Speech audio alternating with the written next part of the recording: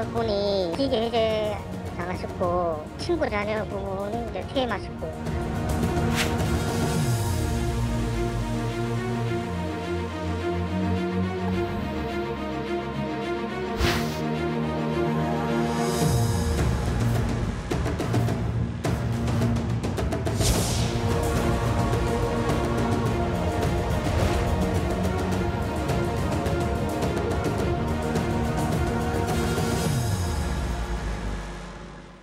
네, 이번에는 구직 중인 청년들, 또 구직 중인 자녀를 둔 부모님들 힘 빠지게 하는 소식입니다.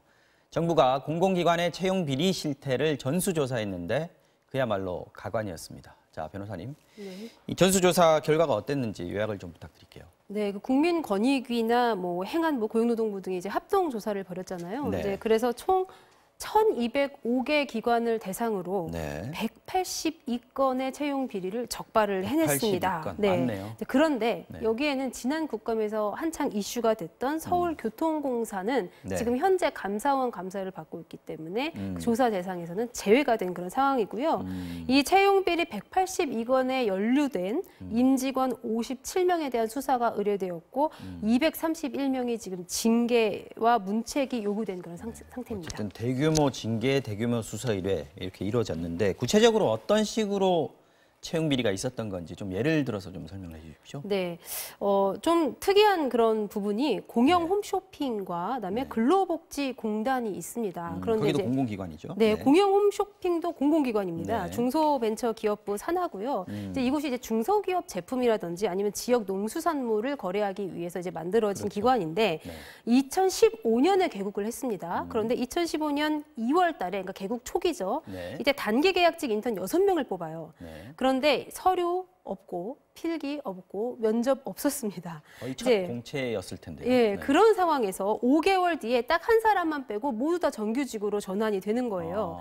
그런데 그 중에 한 명은 또 이 홈쇼핑 설립 준비 단장의 아들이었다고 합니다. 그런데 이 준비 단장이 이 홈쇼핑의 50%를 출자한 중소기업 유통센터의 장이었다.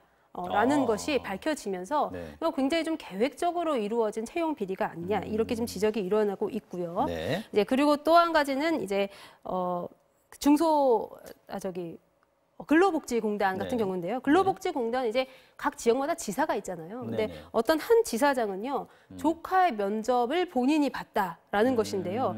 예, 그 공단 산하 병원 인사 면접에서 본인이 직접 면접을 뽑았고 또 다른 지사장 같은 경우에는 친구의 자녀를 본인이 직접 면접을 봤습니다.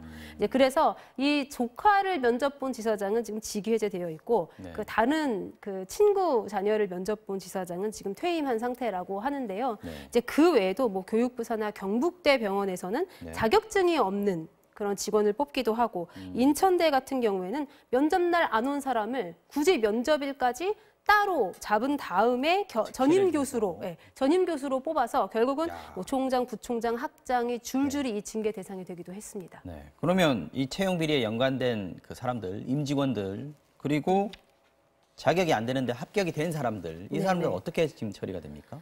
그래서 특히 현직 임직원 중에 3명은 지금 수사 의뢰가 된 그런 상황이라고 하고요. 네. 연간 직원이 281명에 이르는데 이제 이들을 지금 업무 배제 후 향후 수사 결과나 아니면은 사규에 따라 징계하거나 아니면은 퇴출하거나 이렇게 결정을 할 거라고 합니다. 네. 이제 그리고 또 이들 때문에 손해를 본 사람들도 있을 거 아니에요. 그렇죠. 예. 예. 피해를 본 한 55명 정도가 잠정적으로 있는데 이제 이분들은 그 단계, 그러니까 불이익을 본 그 단계에 따라서 즉시 채용되거나 아니면은 면접에 재응시할 기회를 주는 등 피해 구제에 나설 것이라고 합니다. 지금 55명이라고 했는데 이게 이제 잠정적으로 볼 때 이 사람은 붙을 사람이었는데 떨어졌다라는 네, 그렇죠. 사람들이 이 정도라는 얘기죠. 네. 네.